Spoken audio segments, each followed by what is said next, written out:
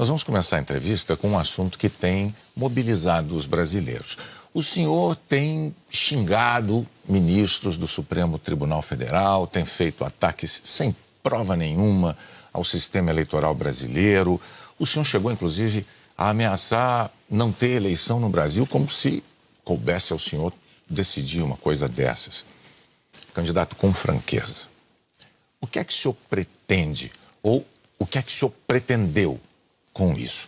O senhor pretendeu, por acaso, criar um ambiente que, de alguma forma, permitisse um golpe, contra o qual, inclusive, a sociedade civil se manifestou agora com a divulgação de 2 manifestos ou outros manifestos em defesa da democracia? Primeiro, você não está falando a verdade quando fala xingar ministros. Isso não existe. Isso não existe. É um fake news da sua parte. Outra coisa, eu quero é transparência nas eleições. Vocês, com toda certeza, não leram o inquérito de 2018 da Polícia Federal, que, inclusive, está inconcluso. E aquela pergunta que eu sempre faço. Se você pode botar uma tranca a mais na sua casa para evitar que ela seja assaltada, você vai fazer ou não? Então, esse é o objetivo disso que eu tenho falado sobre o Tribunal Superior Eleitoral. E outra coisa, em 2014, tivemos eleições, no segundo turno, o PSDB duvidou da lisura das eleições e contratou uma auditoria. E a conclusão da auditoria do PSDB, que as urnas são inauditáveis. E só para ficar bem tranquilo aqui, em 2018, houve uma denúncia de fraude e a senhora Rosa Weber determinou que fosse aberto um inquérito pela Polícia Federal para apurar a fraude. Que, obviamente, se houve fraude, eu ganhei, quem fraudou seria eu. A PF começou a apuração. E quem informou o que eu vou te falar aqui para a PF foi o Tribunal Superior Eleitoral. Numa das partes do inquérito está assinado pelo chefe do TI do TSE que hackers ficaram por 8 meses dentro do TSE, inclusive com a senha de um ministro, de nome Banhos, além de senha de outros 5 servidores. Imediatamente, a Polícia Federal pediu os logs, as impressões digitais do que ocorreu nas eleições de 2018. O TSE podia ter informado no mesmo dia, mas 7 meses depois, o TSE informou que os logs haviam sido apagados.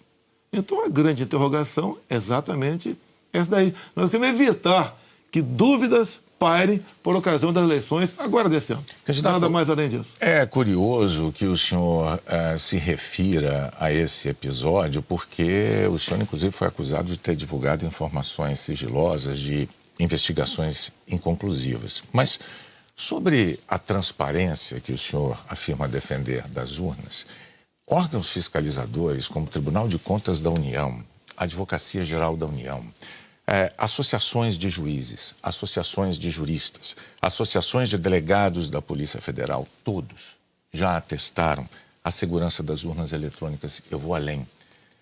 A transparência e a segurança das urnas eletrônicas tem sido motivo de orgulho da maioria da população brasileira. Agora, o senhor começou a sua resposta afirmando que eu tinha cometido fake news. Em nome da verdade, candidato, o senhor xingou ministro do Supremo de canalha. O senhor fez isso com o microfone. Então, e ele vinha fazendo contra mim. Mas, candidato, eu lhe perguntei qual era o seu propósito. Lembra a pergunta que eu fiz ao senhor? Qual era o seu propósito? Falou ministro. Foi um ministro específico. Senhor. Tá ok? Tá refeita aqui a dúvida? Mas não, é que o senhor disse que eu cometi fake news.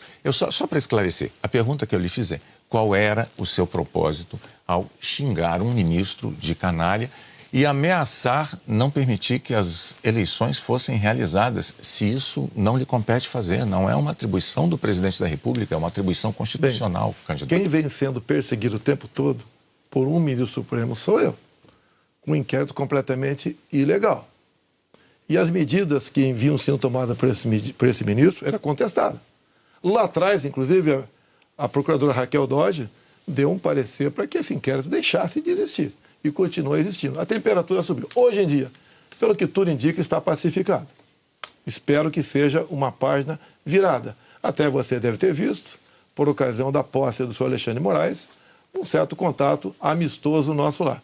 E, pelo que tudo indica, estará pacificado. E quem vai decidir essa questão de transparência ou não serão, em parte, as Forças Armadas que foram convidadas a participar da Comissão de Transparência Eleitoral.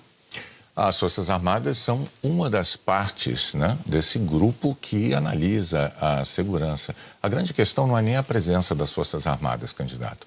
A grande questão que se dá é que o senhor se coloca como patrono das Forças Armadas e a forma como o senhor ataca o sistema eleitoral é que causa ruído e que causa uma certa intranquilidade no ambiente eleitoral. Teremos eleições, o ministro Alexandre de Moraes acabou de assumir.